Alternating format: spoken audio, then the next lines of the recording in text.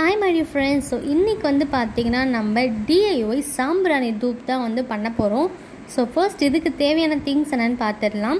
So இந்த மாதிரி வந்து flowers, rose இல்லனா சாமந்தி, so எந்த விதமான ஒரு வாசனை இருக்கிற flowers எல்லாமே எடுத்து இந்த மாதிரி நம்ம செப்பரேட் பண்ணி வெச்சுக்கலாம்.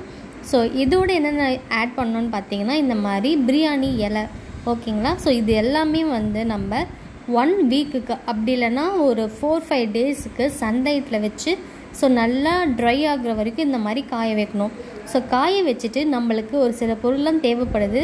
என்னென்னு பார்த்தீங்கன்னா பச்சை கற்பூரம், சோம்பு, பட்டை, லவங்கம், அப்புறம் ஒரு சந்தனம், ஏலக்காய். ஸோ இதெல்லாமே போட்டு நம்ம நல்லா மிக்சியில் போட்டு அரைச்சி எடுத்துக்கணும்.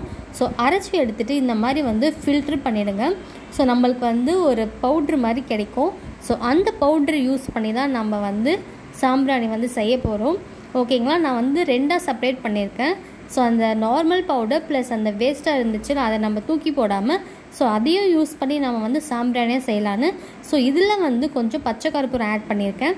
ஸோ நெக்ஸ்ட் வந்து பார்த்திங்கன்னா நெய் வந்து ஒரு 1 ஸ்பூன் வந்து ஆட் பண்ணிவிட்டு ஸோ நல்லா வந்து மிக்ஸ் பண்ணிக்கோங்க. நான் வந்து நார்மல் வாட்டர் ஆட் பண்ணாமல் ரோஸ் வாட்டர் ஆட் பண்ணியிருக்கேன். எதுக்குன்னு பார்த்தீங்கன்னா நல்லா வாசனையாக இருக்கும். அதனால் வந்து ரோஸ் வாட்டர் ஆட் பண்ணி நல்லா மிக்ஸ் பண்ணிக்கோங்க.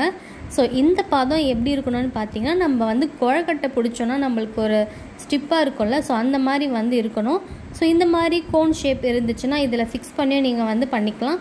அப்படி இல்லைனா அந்த மாதிரி பேப்பர் ஆரல்ஸ் கவர் அந்த மாதிரி வந்து ரோல் பண்ணிவிட்டு நீங்கள் இந்த மாதிரி வந்து கோன் ஷேப்பில் வந்து எடுத்துக்கலாம். அப்படி இல்லைனா வந்து நீட்டாகவும் நீங்கள் வந்து உங்களுக்கு பிடிச்ச ஷேப்பில் நீங்கள் வந்து மேக் பண்ணிக்கலாம். ஸோ இந்த மாதிரி வந்து மேக் பண்ணிவிட்டு இதை வந்து பார்த்திங்கன்னா ஒரு 1 டேக்கு வந்து சன்லைட்டில் வச்சுக்கோங்க. இப்போ செஞ்சுருக்கிறது வந்து பார்த்திங்கன்னா கொஞ்சம் வெட்டாக இருக்குது. ஸோ அதனால் நம்ம சன்லைட்டில் வச்சோன்னா நல்லா ட்ரை ஆகிடும்.